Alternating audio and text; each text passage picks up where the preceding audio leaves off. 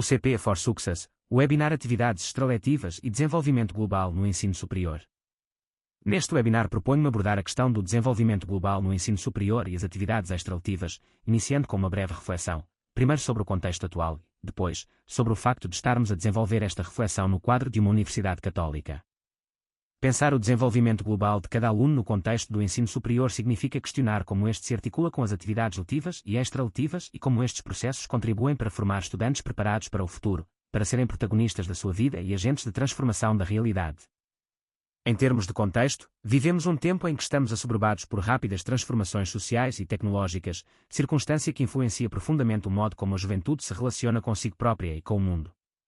Para mim, uma grande questão da educação consiste em saber o que é verdadeiramente essencial que as novas gerações levem consigo para o futuro, mesmo sem sabermos como será esse futuro. Contudo, uma coisa é certa, o que ajudarmos a colocar no coração dos alunos será aquilo que certamente levarão para o futuro, algo que é central para o seu desenvolvimento e bem-estar. Vivemos num contexto complexo, marcado por mudanças intensas e complexas. A inteligência artificial, a robótica e a automação transformam profundamente o cotidiano, criando a sensação de estarmos encandeados, como uma raposa parada diante dos faróis de um carro, incapazes de ver com clareza. Estas transformações tornam difícil compreender a ação das grandes empresas multinacionais, muitas delas controladas por oligarquias económicas com enorme poder, pouco reguladas pelos processos políticos e democráticos. Nada disto visa diretamente justiça, democracia ou desenvolvimento humano, trata-se de dinâmicas económicas que geram promessas de oportunidades, mas também riscos evidentes, sobretudo para os mais jovens. A velocidade, a instantaneidade e a imediatez digital substituíram mediações tradicionais, como a escola, a família ou as instituições religiosas. Este efeito, aliado ao uso intensivo de redes sociais, expõe-nos à manipulação constante, sobretudo as crianças e os jovens, ainda sem maturidade emocional ou capacidade de distanciamento. Como referem vários autores, corremos o risco de sermos expulsos de nós próprios e de nunca nos encontrarmos. As pessoas ligam-se hoje sobretudo por afinidades e algoritmos que estudam perfis e consumos. Como refere Byung-Chul Han, estas ligações constroem grupos, formados por iguais a si mesmos, gerando fragmentação social, ilhas e bolhas de isolamento individual e entre iguais, comunidades de mesmidade, como dizia Bauman, que são caminhos perigosos para o futuro da humanidade, porque dispensam o outro e o diferente e evitam o relacionamento e a convivência social. Há países onde o ensino secundário ocorre quase exclusivamente em plataformas digitais, os jovens encontram-se pouco, convivem pouco e perdem parte essencial da experiência escolar e social. Vivemos, portanto, num contexto de receio, incerteza e angústia, especialmente entre os mais jovens, agravado por problemas como habitação, emprego, estabilidade e pelas questões ambientais que introduzem novos fatores de ansiedade. Ao mesmo tempo, existem oportunidades fantásticas de promoção do bem e da justiça e, por isso, da paz. Face a isto, surgem vários cenários de evolução. A OCDE aponta, como um cenário muito provável, a crescente personalização do ensino, com apoio da inteligência artificial, permitindo percursos altamente individualizados e performativos.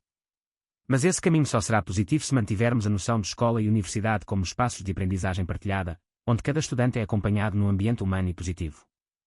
Daqui resulta a pergunta essencial: para onde queremos caminhar enquanto instituições educativas?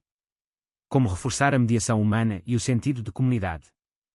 No caso da Universidade Católica, existe uma responsabilidade acrescida: promover o desenvolvimento integral da pessoa. Costumo dizer que a pessoa que mora em cada aluno não é apenas um aluno, é alguém completo, com anseios, valores, necessidades e projetos de futuro. Contudo, promover esse desenvolvimento integral implica repensar o currículo, como articular o acesso ao conhecimento com a formação humana, ética e comunitária. Como integrar práticas de serviço comunitário, já aqui presentes em áreas como psicologia, nutrição comunitária ou avaliação social, de forma coerente e consistente e não apenas como elementos adicionais. A par das atividades letivas disciplinares, as atividades extraletivas podem desenvolver competências pessoais e sociais essenciais, mas devem estar integradas coerentemente no plano de estudos, e não devem tratadas como secundárias ou meros apêndices. Deve haver integração de saberes e competências num todo coerente.